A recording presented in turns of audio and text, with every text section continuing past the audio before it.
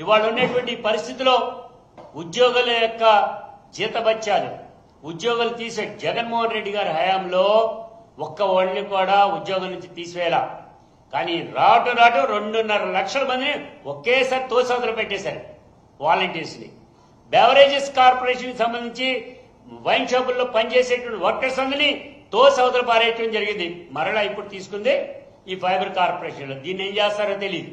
మూసేస్తారా, ఉన్నటువంటి వాళ్ళని ఇంటికి పంపిస్తారా తెలియనటువంటి పద్ధతిలో వీళ్ళు తీసుకునేటువంటి నిర్ణయాలు అన్నీ ఉన్నాయి. ఇది సరైనటువంటి కాదన్నాం. అందుకే చెప్తున్నాం, ఇవాళ ఉన్నటువంటి ఈ పరిస్థితిలో చంద్రబాబు నాయుడు గారు ఇప్పటికైనా కానీ ఈ సంస్థని మెరుగుపరిచేటువంటి పద్ధతిలో ముందుకు తీసుకెళ్లేటువంటి పద్ధతిలో వెళ్లాలా. అవసరమైతే ఎక్స్పర్ట్స్ ని సంప్రదించాలి. అంతేగాని వీటన్నిటినీ కూడా నిర్వీర్యం చేద్దామని మీ కేసులు ఎత్తేసుకుంటానికి గాను ఈ సంస్థని మీ జేబు సంస్థలాగా వాడుకుంటే మాత్రం కుదిరే పరిస్థితి లేదు. ప్రజల నుంచి తిరుగుబాటు వస్తుంది. తస్మాత్ జాగ్రత్త అని కూడా తెలియజేస్తా ఉన్నా.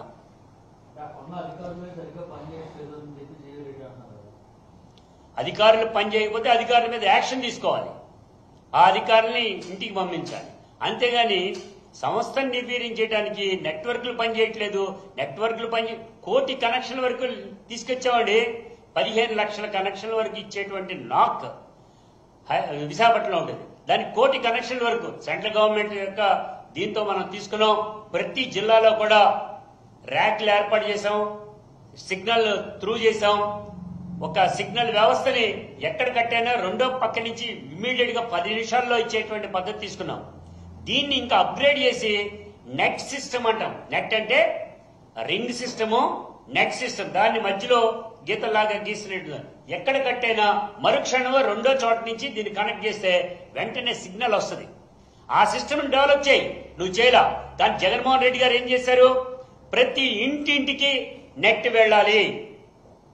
ఇంటింటికి నెట్ వెళ్లాలంటే గ్రామీణ వ్యవస్థకి సైతం వెళ్లటానికి ఆయన నిర్ణయం తీసుకున్నారే. ఎందుకు తీసుకోవాల్సింది? ఆ చివరి ప్రాంతంలో ఉండేటువంటి వాళ్ళు కూడా అదే కనుక ఫారిన్ నుంచో ఎక్కడి నుంచో బయటకు వస్తే ఆ విలేజ్ లో కూడా ఇంటర్నెట్ పార్క్ ఏర్పాటు చేయాలి. దానికి స్పెసిఫిక్ బిల్డింగ్ ఒకటి కట్టాలి. అది కూడా ఉచితంగా. జగన్మోహన్ రెడ్డి గారు ఇచ్చినటువంటి ఉచితంగా నెట్ ఉచితంగా ఇస్తామని, ఆ పార్కులు ఇస్తామని చెప్తారే. వాళ్ళు ఎందుకు చేయలేకపోతున్నారు? అదే సిస్టమ్ ఉందే, అదే ఎంప్లాయీస్ ఉన్నారే, అదే లైన్ ఉందే, అదే 70 కిలోమీటర్ల ఇది ఉంది కదా, వైర్ ఉంది కదా. మీరు ఎందుకు చేయలేకపోతున్నారా అంటున్నాం. అందుకే చెప్తాం, ఇది నిర్వీర్యం చేయడం కరెక్ట్ కాదని చెప్తున్నాం.